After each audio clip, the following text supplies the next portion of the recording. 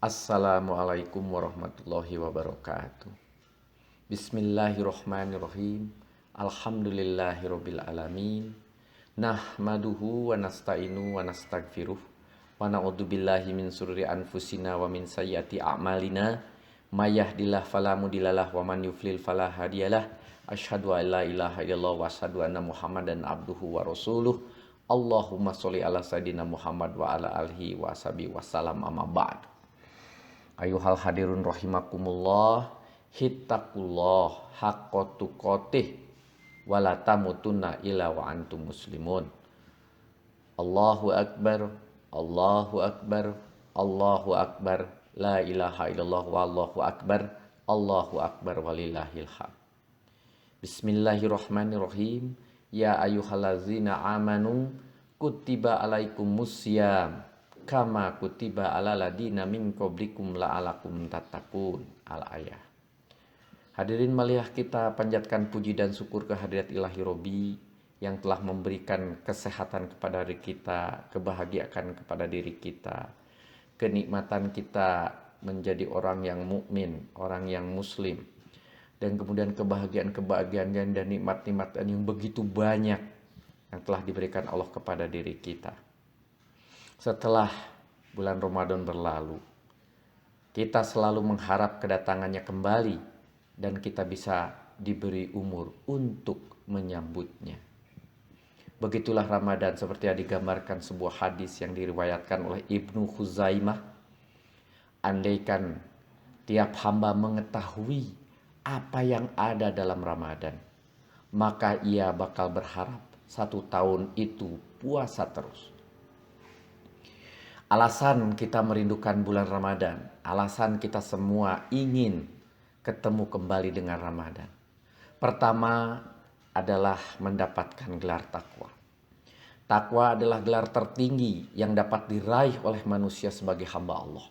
Tidak ada gelar yang lebih mulia dan lebih tinggi dari itu. Maka setiap hamba yang telah mampu meraih gelar takwa, ia dijamin hidupnya di surga dan diberi kemudahan-kemudahan di dunia.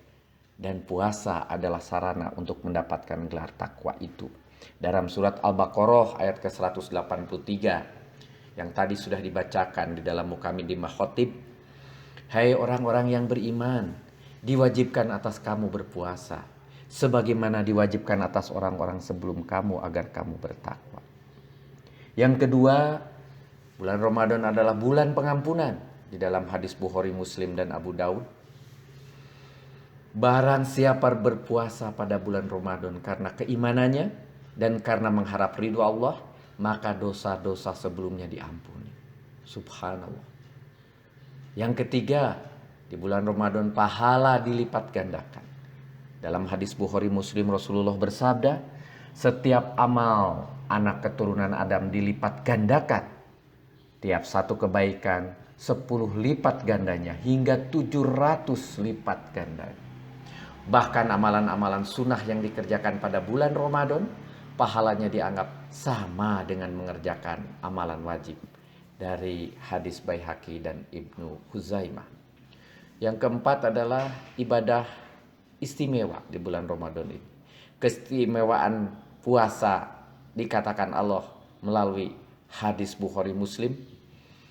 Setiap amalan anak Adam itu untuk dirinya, kecuali puasa itu untuk milikku dan aku yang membalasnya, karena ia atau orang yang berpuasa itu meninggalkan syahwat dan makanannya karena aku. Kelima, dalam bulan Ramadan itu adalah doa selalu dikabulkan. Berdoa pada Ramadan punya tempat khusus, seperti dikatakan Nabi Shallallahu Alaihi Wasallam dalam hadis Ahmad dan Tirmizi. 3 doa yang tidak ditolak orang berpuasa hingga berbuka puasa, pemimpin yang adil, dan doanya orang-orang yang teraniaya. Allah mengangkat doanya ke awan dan membukakan pintu-pintu langit. Demi kebesaranku, engkau pasti aku tolong meski tidak sekarang. Yang keenam, di bulan Ramadan itu adalah turunnya Lailatul Qadar. Pada bulan Ramadan Allah menurunkan 1 malam yang sangat mulia. Saking mulianya, menggambarkan malam itu nilainya lebih dari 1000 bulan. Dalam surat Al-Qadar yang ada 4 ayat. Kemudian dalam bulan Ramadan itu membawa kita kepada masuk surga melalui pintu khusus. Diambil dari hadis Bukhari, sesungguhnya di surga itu ada sebuah pintu yang disebut Ro'yan, yang akan dilewati oleh orang-orang yang berpuasa pada hari kiamat nanti. Tidak diperbolehkan seseorang melewatinya selain mereka. Ketika mereka dipanggil, mereka akan segera bangkit dan masuk semuanya. Kemudian ditutup kembali. Kedelapan, berkumpulnya dengan sanak keluarga setelah Ramadan selesai. Pada tanggal 1 Syawal, umat Islam merayakan Hari Raya Idul Fitri. Di Indonesia punya tradisi khusus untuk merayakan hari bahagia itu yang disebut dengan Lebaran, yaitu dengan saling bermaaf-maafan. Dan silaturahmi itu dianjurkan oleh Islam sebagaimana dinyatakan dalam hadis Bukhari, siapa yang ingin rezekinya dibanyakkan dan umurnya dipanjangkan, hendaklah ia menghubungkan tali silaturahmi. Walaupun saat ini dalam menjaga dan berikhtiar menjaga diri dari penularan COVID-19, kita lakukan secara sederhana di rumah atau online bersama keluarga. Jadi jelas umat muslim semuanya selalu merindukan bulan Ramadan dan kita semua bisa meraih keutamaan bulan tersebut. Semoga Allah selalu memberi barokah kepada kita. Amin, amin ya Allah ya Rabbal Alamin. Hadirin yang dimuliakan Allah, kita sering dengar yang menyampaikan selamat Idul Fitri, mohon maaf lahir dan batin. Diterangkan oleh berbagai ustadz, setelah Idul Fitri kita kembali fitri. Diterjemahkan suci kembali. Dihubungkan dengan keutamaan Ramadan, seolah-olah dengan selesai berpuasa, maka keutamaan Ramadan akan kita raih, plus kita akan suci kembali. Bahwa Idul Fitri itu maknanya menurut persangkaan kita ialah kembali kepada fitrah, yakni kita kembali kepada fitrah kita semula, yaitu suci disebabkan telah hapus dosa-dosa kita, adalah suatu prasangka yang kurang tepat. Pertama, menurut bahasa ialah bahwa lafaz fitru atau iftar artinya menurut bahasa adalah berbuka, yaitu berbuka puasa jika terkait dengan puasa. Jadi Idul Fitri artinya hari raya berbuka puasa, yaitu kita kembali berbuka, tidak berpuasa lagi setelah selama 1 bulan kita berpuasa. Kedua, adapun menurut syar'i telah datang hadis yang menerangkan bahwa Idul Fitri itu ialah hari raya kita kembali berbuka puasa. Dari Abu Hurairah, semoga Allah meridhoinya, ia berkata bahwa Nabi Rasulullah SAW telah bersabda, saum atau puasa itu ialah pada hari kamu berpuasa, dan Idul Fitri itu ialah pada hari kamu berbuka. Dan Idul Adha, yaitu hari raya menyembelih hewan-hewan kurban, adalah hari kamu menyembelih hewan. Dan dalam lafaz Imam Ibnu Majah, Idul Fitri itu ialah pada hari kamu berbuka, dan Idul Adha pada hari kamu menyembelih hewan. Dan dalam lafaz Imam Abu Daud, Idul Fitri adalah hari kamu semuanya berbuka, sedangkan Idul Adha ialah hari kamu semuanya menyembelih hewan. Hadis-hadis tersebut dengan beberapa lafadznya tegas-tegas menyatakan bahwa Idul Fitri ialah hari di mana kita kembali berbuka puasa.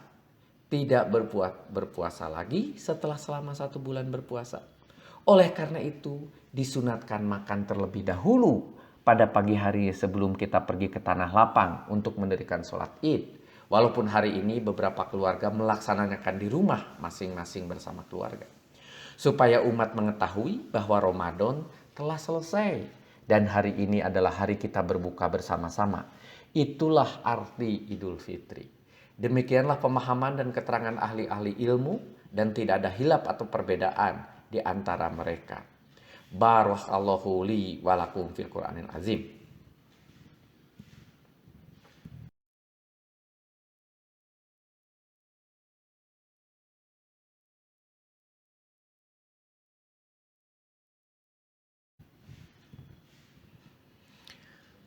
Alhamdulillahirabbil alamin. Ayyuhal hadirun rahimakumullah. Hittaqullah haqqa tuqatih wala tamutunna illa wa antum muslimun. Allahu akbar. Allahu akbar. Allahu akbar. La ilaha illallah wallahu akbar. Allahu akbar walillahil hamd. Puasa sebagai spiritual calibration. Apabila kita melakukan puasa yang benar dan prosedur yang benar, diharapkan manusia akan meraih makna puasa yang diharap-harapkan itu, yang setiap khotib sampaikan tadi, agar manusia kembali pada titik nol. Karena dalam puasa, titik beratnya adalah pengendalian nafsu-nafsu hewani. Harus juga menjadi kesimpulan dari ayat Quran yang telah dipelajari dan dibaca selama setahun sebelumnya ini, dari puasa sampai ke puasa, sebagai titik lanjut dari surat Nuh ayat 1-10, yaitu introspeksi, melihat ke dalam, dan reintrospeksi, melihat ke belakang. Itu sebagai contoh yang dilakukan pada saat kita i'tikaf. Kalau dengan puasa 30 hari dan serta-merta dosa-dosa itu hapus, jangan GR dulu. Itu belum tentu. Jangankan sampai Idul Fitri usai, kemudian dosa hilang serta-merta. Pada kenyataannya, malah begitu maghrib datang, kadang-kadang kita sudah lupa kalau siangnya berpuasa. Kita WA-an, kita bergunjing, kita bergibah, dan sebagainya. Kita tidak bisa bilang bahwa dosa kita telah terampuni begitu lewat Idul Fitri. Kelakuan kita kembali ke selera asal. Akan susah kita yakin dengan menjalankan puasa, maka dosa terampuni begitu saja. Lihatlah diri kita dengan puasa bertahun-tahun. Kelakuan kita masih seperti ini saja. Tapi hadirin rahimakumullah, lumayanlah kalau kita sudah berprasangka bahwa dengan selesai puasa, kita otomatis jadi bersih kembali seperti bayi yang baru lahir.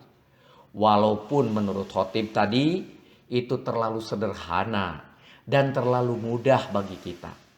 Berkah puasa yang diterangkan khotib di awal khutbah adalah suatu titik raihan yang harus diperjuangkan setelah selesai Idul Fitri. Justru setelah selesai Idul Fitri lah itu semua yang harus kita perjuangkan. Tidak datang dengan tiba-tiba sebagai hadiah dari Allah Subhanahu wa ta'ala. Seperti yang kita pahami selama ini. Semoga kita selalu diberi petunjuk dari Allah Subhanahu wa ta'ala. Amin ya Allah ya Rabbal alamin. Marilah kita berdoa dan bermunajat kepada Allah Subhanahu wa ta'ala. Bismillahirrahmanirrahim. Astagfirullahaladzim. Astagfirullahaladzim. Asyhadu an la ilaha illallah wahdahu la syarikalah wa asyhadu anna Muhammadan abduhu wa rasuluh. Allahumma sholli ala sayyidina Muhammad wa ala alihi washabihi ajmain. Amin. Ya Rabbi, jauhkanlah kami dari fitnah dan mara bahaya. Jauhkanlah kami dari rasa tamak dan pelit yang menutupi kekikiran kami. Jauhkanlah kami dari rasa sombong dan arogan yang menjauhkan kami dari rendah hati dan sabar. Ringankanlah tangan kami untuk membantu yang papa, menolong yang lemah, sehingga kami menjadi masyarakat yang berguna bagi negara dan bangsa dan agama. Robbana hablana min azwazina wa dzurriyyatina qurrata ayun waj'alna lil muttaqina imama. Robbana taqabbal minna innaka antas samiul alim. Robbana la tuzigh qulubana ba'da idh hadaitana wa hab lana min ladzunka rahmah innaka antal wahhab. Robbana atina fid dunya hasanah wa fil akhirati hasanah wa qina adzabannar. wa adhilnal jannata ma'al abror ya azizu ya ghafar ya rabbal alamin. Inna nas'aluka ridhoka wal jannah wa na'udzubika min sakhatika wan nar. Subhana rabbika rabbil izzati amma yasifun wa salamun alal mursalin walhamdulillahi rabbil alamin. Wabillahi taufik wal hidayah. Wassalamualaikum warahmatullahi wabarakatuh.